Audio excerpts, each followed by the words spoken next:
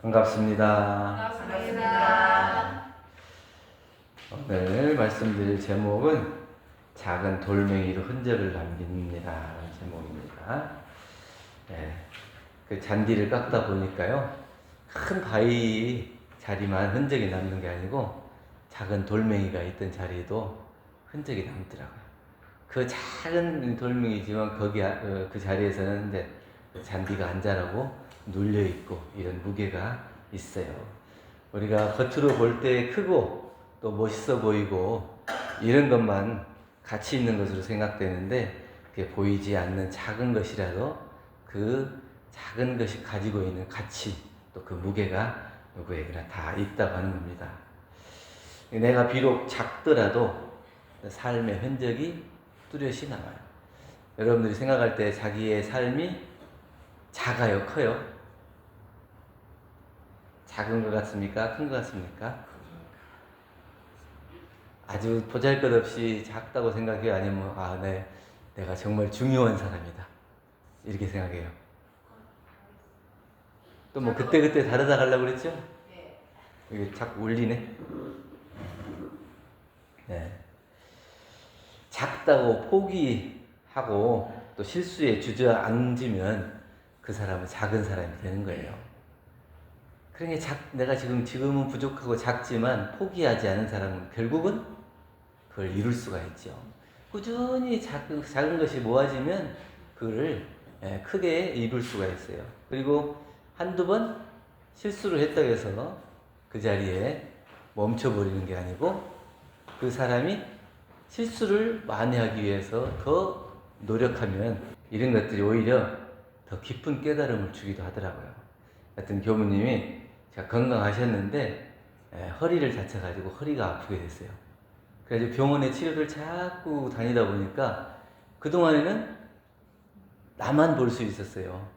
그랬는데 내가 병원을 다니다 보니까 나하고 똑같이 허리가 아픈 사람, 또 그 허리 아픈 사람만 보는 게 아니라 그 병원을 찾아오는 수많은 사람들이 다 각기 아픔을 가지고 있고 또 괴로워하고 있고, 이렇게 그 병원을 날마다 이렇게 찾아다니고 있더라.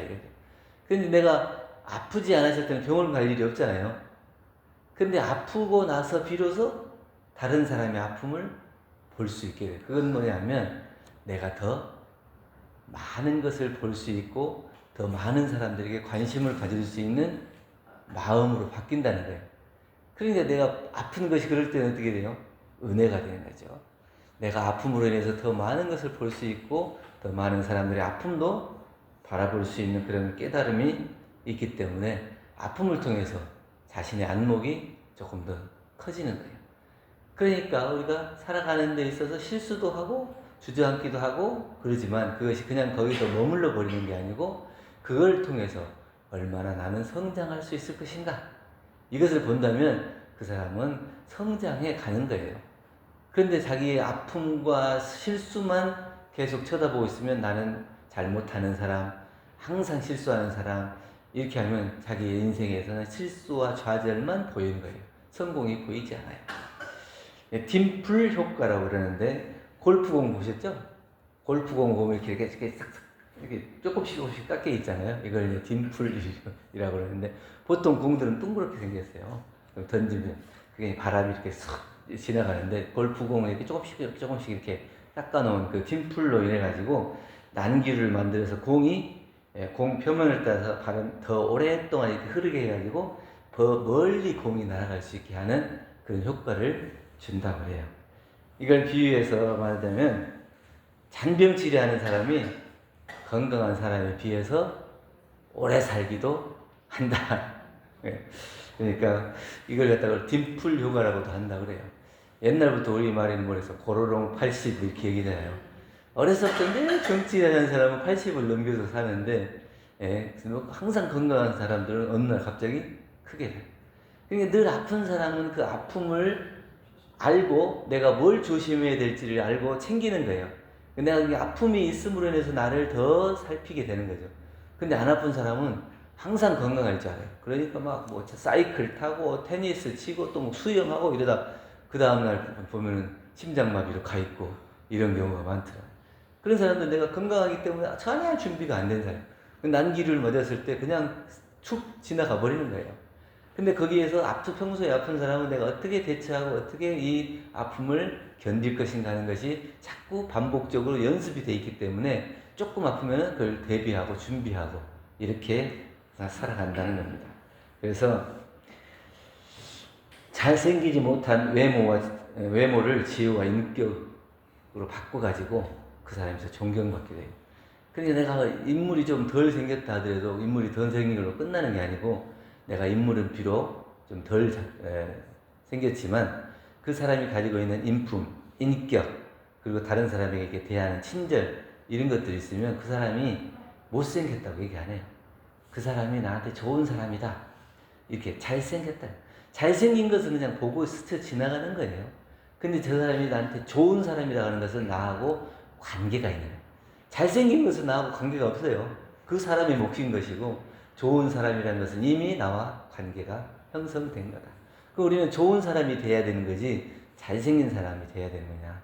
잘생긴 것이 물론 좋긴 하겠지만 잘생긴 것으로만 끝나버리면 안 되고 내가 좋은 사람이 되려면 그 아픔도 기꺼이 이겨낼 수 있는 그런 힘도 있고 또 그 자기의 잘 못생긴 것이 흠이 되지 않도록 더 인격을 연마하고 공부하고 더 많은 사람들에게 친절을 베푸는 이런 것들이 오히려 그 사람을 성공시킬 수 있다 이렇게 합니다. 그래서 자기의 약점을 오히려 성장의 발판으로 삼는 것을 서양에서 이렇게 딤플 라이프 이렇게 얘기한다고 해요. 그리고 이제 그런 사람을 딤플러. 여러분은 딤플러예요? 아니에요? 아픔이 있지만 그 아픔으로 성장으로 만들어가는 사람인지 아니면 그냥 주저앉아 버리는 사람인지. 네? 없어요? 상처가 없어요? 아픔이 없어요? 단점이 없어요? 다 있죠. 그런 단점, 그냥 단점이 단점으로 머무르면 그냥 나의 단점이에요. 근데 그 단점을 내가 어쩌든지 내가 성공할 수 있는 발판으로 만들면 그 단점이 오히려 나에게는 좋은 경험이 되고 유산이 되는 거예요.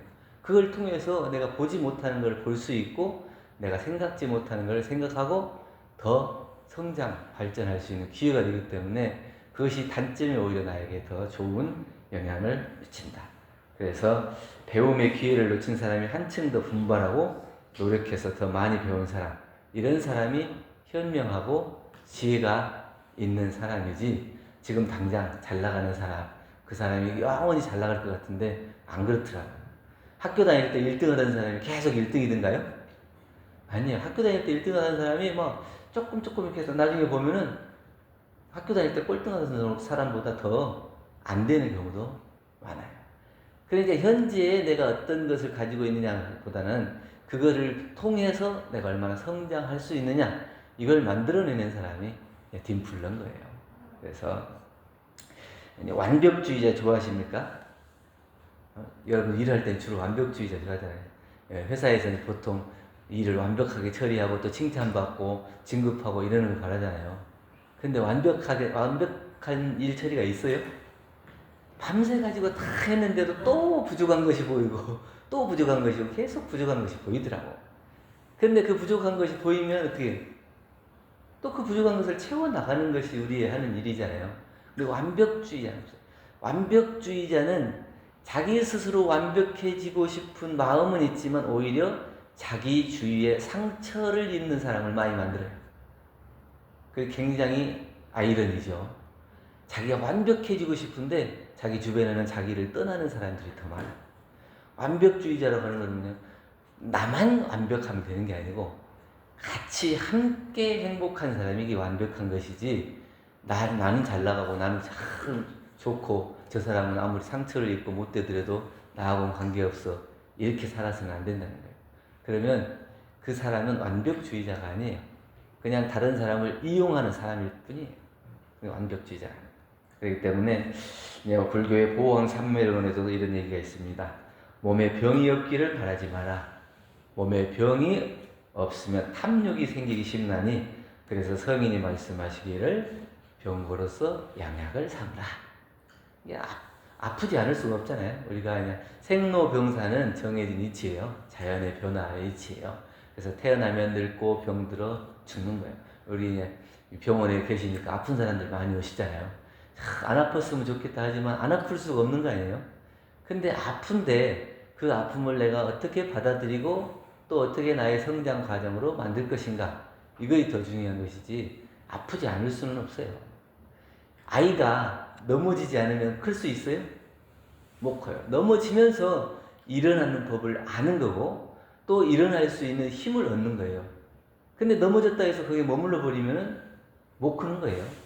근데 자꾸 넘어지고 99번 넘어지고 100번 넘어지고 하면 이제 자기도 넘어지는 요령도 생기고 일어서는 요령도 생기고 왜 어떻게 하면 안 넘어질 것인가 하는 방법도 터득하고 자기 사는 지혜도 생각되고 또 체력도 길러지고 이런 거잖아요.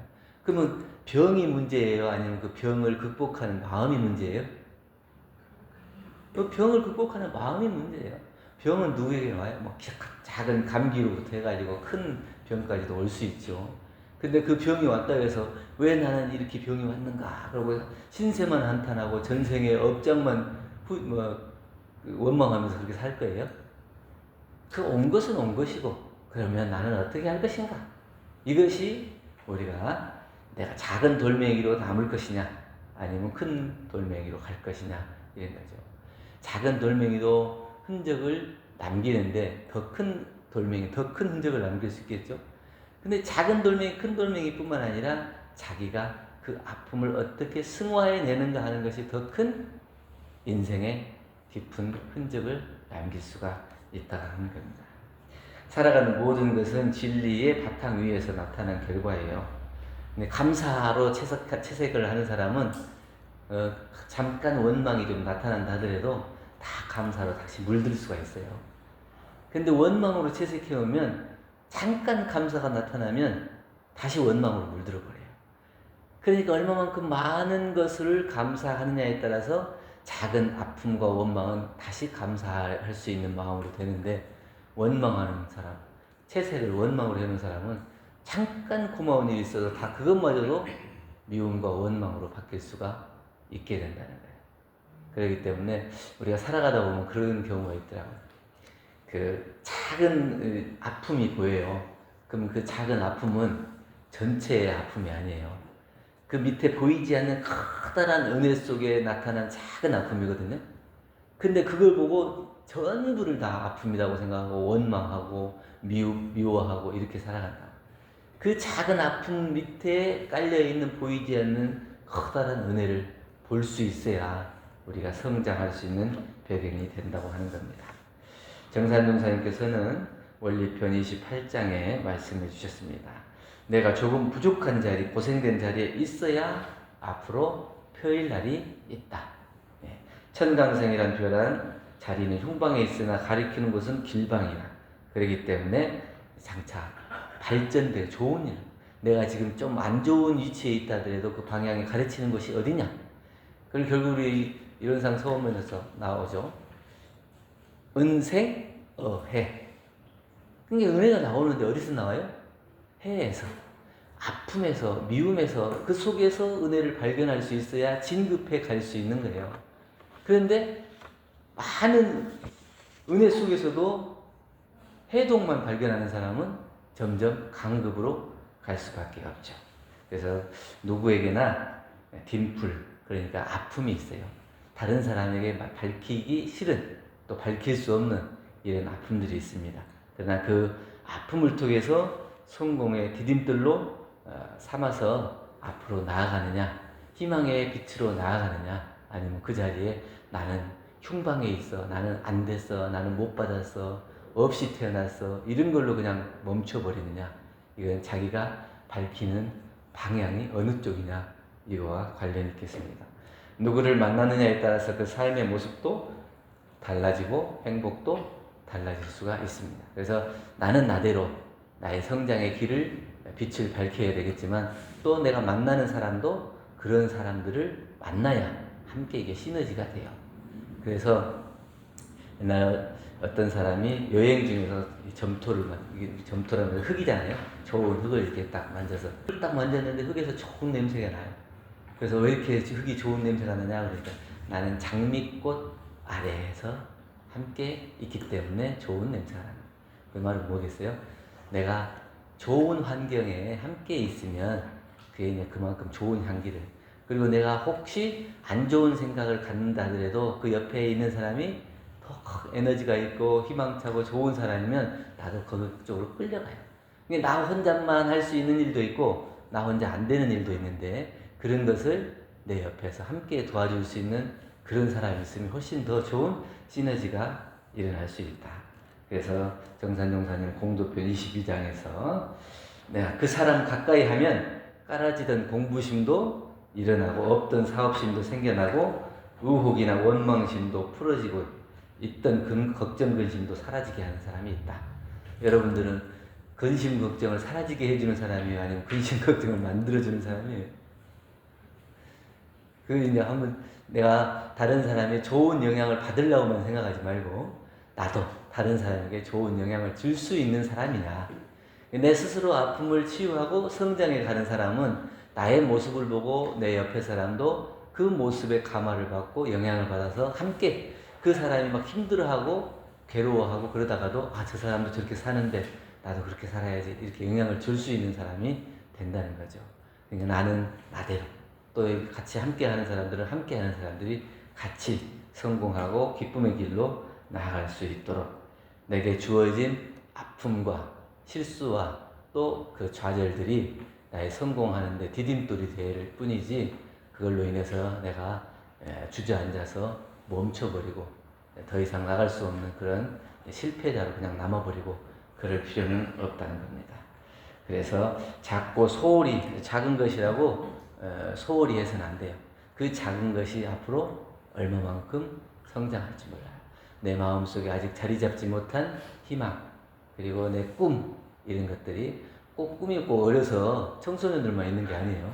나이 먹고 성장하더라도 늘 꿈은 계속 발전해 나가는 거기 때문에 우리가 그 꿈을 위해서 하루하루를 정말 기쁘고 보람차게 살아간다면, 내가 비록 작은 존재일지라도 내가 처한 곳에서는 깊은 흔적을 남기고 인생의 큰 기쁨을 만들 수 있는 그런 공부이 될 거라, 이런 생각으로 오늘 작은 돌멩이도 흔적을 남깁니다 라는 제목으로 말씀을 드렸습니다. 감사합니다. 감사합니다. 감사해